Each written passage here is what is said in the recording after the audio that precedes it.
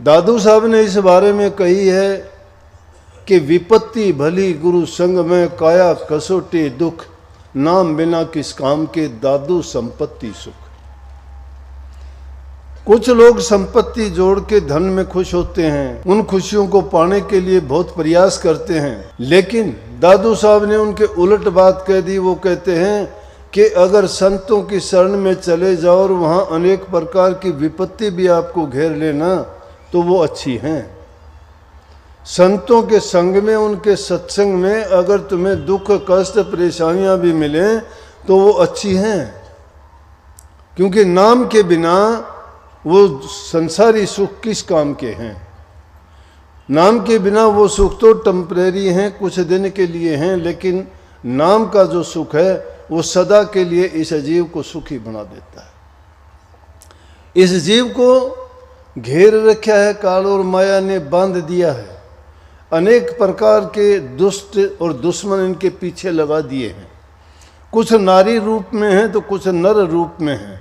नर रूप क्या, राक्षस रूप में कई ये ऐसे राक्षस हैं जो इसको भूल और भरम में डाल के इतना बुद्धिहीन बना दिया है कि ये अपना हित भी नहीं समझ सकता कि मेरा हित किस में है, और उनमें फंस के ये दुख ही दुख उठाता है।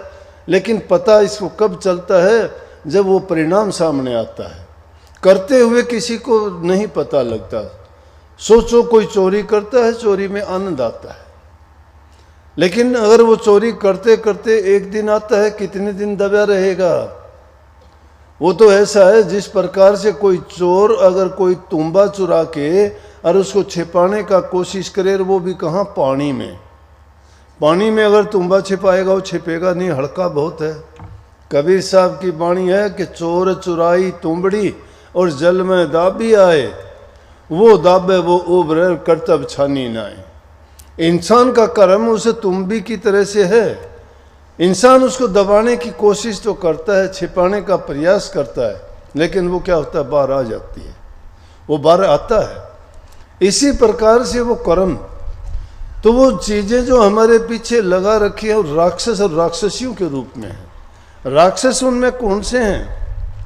काम है, क्रोध है, लोभ है, मोह है, अहंकार है। और इन सब से ज़्यादा जो इंसान को दुखी करता है उसको अहंकार दुखी करता है। कबीर साहब ने तो कई जगह ये वाणी भी कह दी कि कामी तेरे, क्रोधी तेरे, पापी तेरे अनंत। कि भाई कामी का भी उद्धार हो जाएगा, क्रोधी का भी उद्धार हो जाएगा, पापी का भी उद्धार हो जाएगा। अनंत पापी तेरे हैं, अनंत कामी तेरे हैं, अनंत क्रोधियों का भी उद्धार हो गया। लेकिन कब और कैसे हुआ? अपनी मर्जी से नहीं, या स्वाभाविक रूप से उनका उद्धार नहीं हो गया। उद्धार तो तभी हुआ कि संतों की शरण में गए। और संतों की शरण की महिमा क्या है?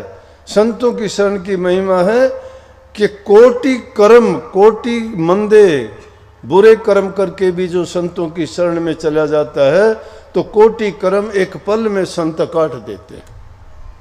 कोटि कर्म एक पल में काट देते हैं। लेकिन छोटे मायने में हम क्या लेते हैं कि कर्म करते करते करते इतनी बड़ी गठड़ी कर्म की बना ली, पाप कर्मों की, और फिर सोचते हैं कि संतों के पास चलो। संतों ने तो कहा है कि कोटि कर्म काट देंगे, कि पहले खोटे कर्म करते रहो, फिर चल पड़ेंगे, 1 मिनट में काट देंगे। ऐसा नहीं है। वो कर्म कटवाने के लिए उसकी जिज्ञासा होनी चाहिए। वो उन कर्मों से पूरी तरह से उनको तिलांजलि दे। उनको उसको ये पता लगना चाहिए कि हाँ, जो मैंने कर्म किए हैं उसका बुरा परिणाम मेरा है, और मैं जब तक इनको नहीं भुगत लूँगा पूरे नहीं होते। और उनको पूरा करने का, उनका इलाज करने का तरीका कहीं नहीं, संतों की शरण में है।